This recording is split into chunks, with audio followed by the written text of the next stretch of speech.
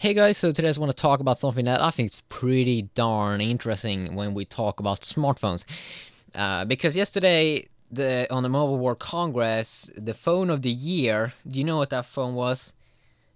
The Samsung Galaxy S2, okay? The Samsung Galaxy S2 that got launched last year is still the best phone, and it's been winning multiple awards for being the best smartphone by hardcore geeks.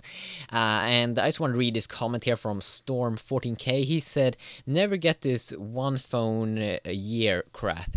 Even if you buy an iPhone, an Android device will still come out the next month and top it. To be honest, iPhone doesn't even top the devices that are out when it launches anymore. You're behind from day one.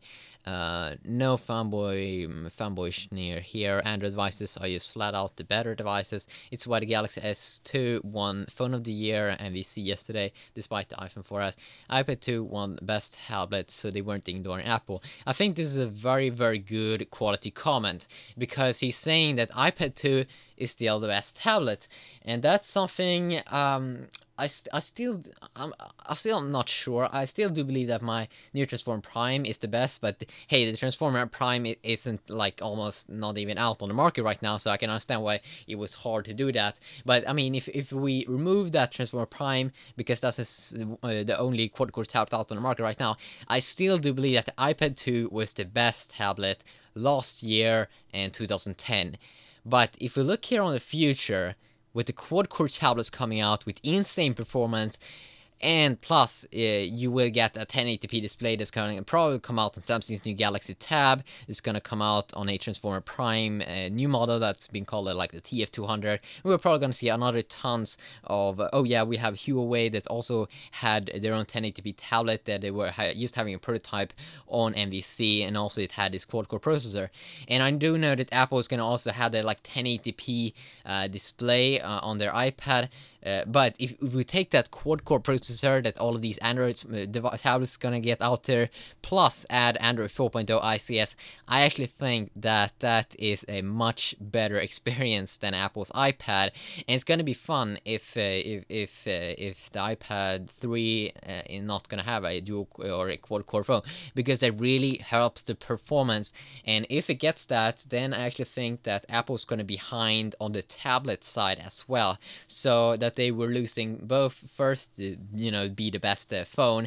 I actually think that they had the best phone in 2010, but then 2011 they lost, to have one of the best phones, because 2010 Android was still starting to develop and it was starting to get really good, and then 2011 with dual core phones it started to get extremely good, and that was the year when we got the S2 that's been winning multiple awards for being the best phone that came out and really did crush Apple's iPhone, or Apple's phone. And this year it seems like Apple's tablet also is gonna get crushed. So I'm not really sure with Apple. I think right now Apple's playing catch up, but it's kind of sad. I think that they're losing first on the phone side. I think they need to do something drastically, to just do something to get back in the game. I mean, just change something on the UI, add widgets. Widgets would be amazing if they added like real widgets, not just boring notification center widgets, but widgets that you can put out where you can have your icons. That would really improve the experience, and also a better way to multitask. I hate clicking on that button in the middle just to multitask. They should make it way easier. I mean, in Android you can just install an app, a launcher and stuff like that. Why can't you do that on iOS? And that's just because they want to control everything.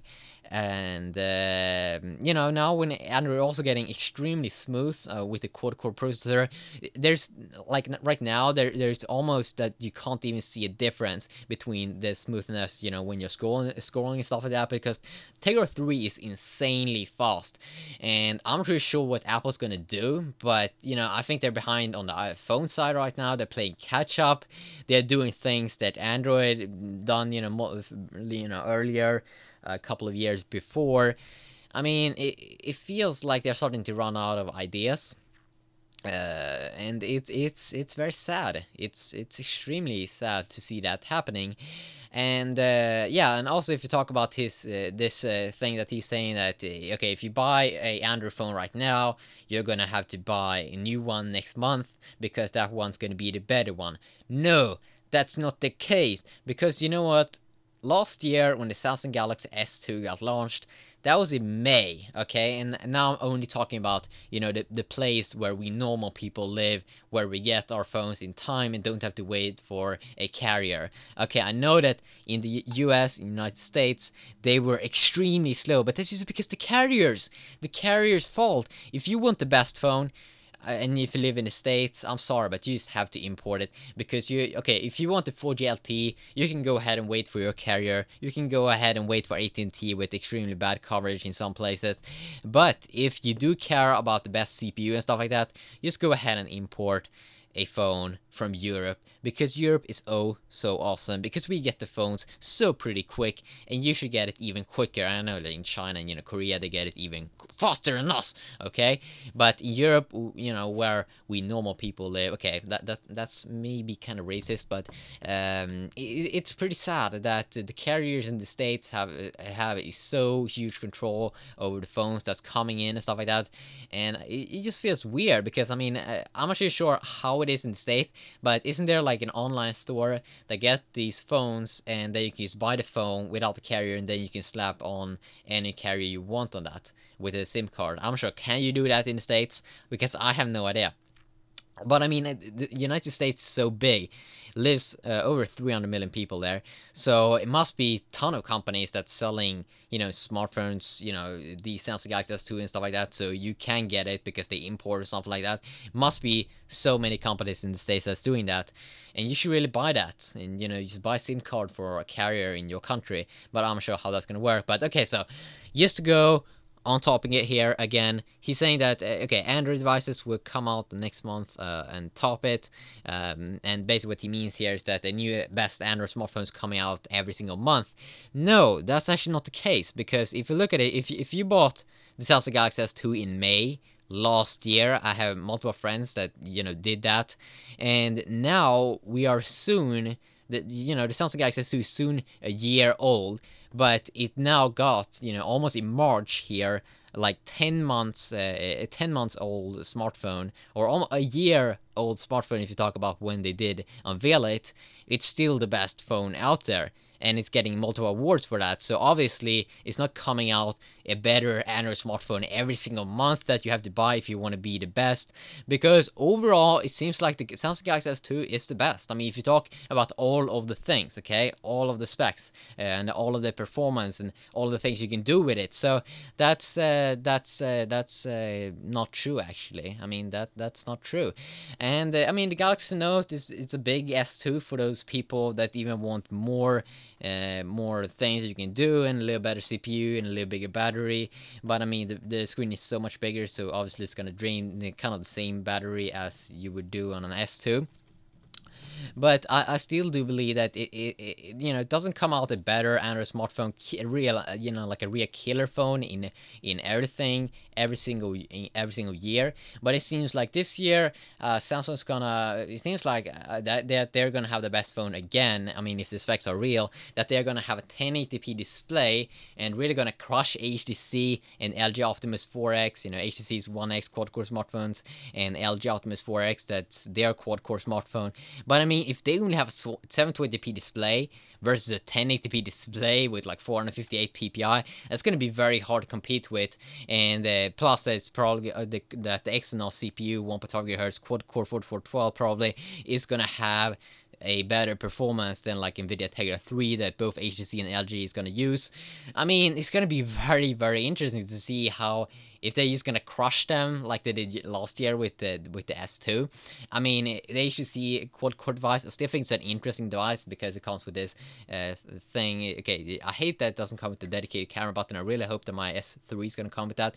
But what I do love with it is UI a little bit, that they have really, you know, optimized the camera, that you can go ahead and record and take pictures at the same time. I think that sounds pretty badass.